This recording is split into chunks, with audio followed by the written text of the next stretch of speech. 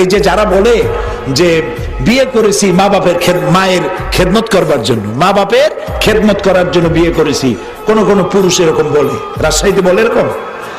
এই কথাটি আদৌ ঠিক নয়। আপনার বউর কোনো ঠেকা পড়ে নাই আপনার মা বাপের খেদমত করার। তার জন্য আপনার মা বাপের খেদমত করা আপনার বউয়ের জন্য ফরজ নয়, ওয়াজিব নয়, দায়িত্ব।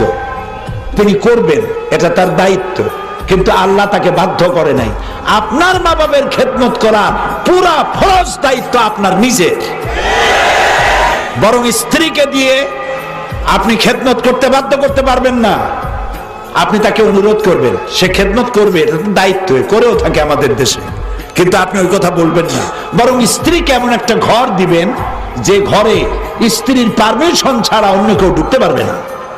এবং প্রয়োজনে সামর্থ্য অনুযায়ী স্ত্রীকে কাজের লোক দিবেন, একটা কাজের মেয়ে যে কাজ করে তাকে সাহায্য করবে, এটাও দেওয়া আপনার দায়িত্ব। ইসলাম এভাবে ন্যায্য অধিকার দিয়েছে।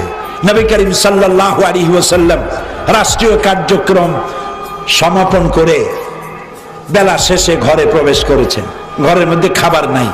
হযরত আয়েশা বলেন রাদিয়াল্লাহু তাআলা আনহা, আমি ঘরে নাই কিছু, রান্না কি, যা ছিল কুড়ায় কাছায়া একত্রিত করে রান্না করতেছি, দেরি হয়ে গেছে। রাসূল ক্ষুধার্ত, ঘরে ঢুকে আমার দিকে রান্না হয় নাই এই দৃশ্য দেখে ভ্রু কুঞ্চিত করেন নাই, মুখ মলিন করেন নাই, চোখ মোটা করেন নাই, আমাকে ধমক দেননি, বরং আমার কাছে বসে আমার রান্নার কাজে আল্লাহ রাসূল বিশ্ব নবী আমাকে রান্নার কাজে সহযোগিতা করেছেন।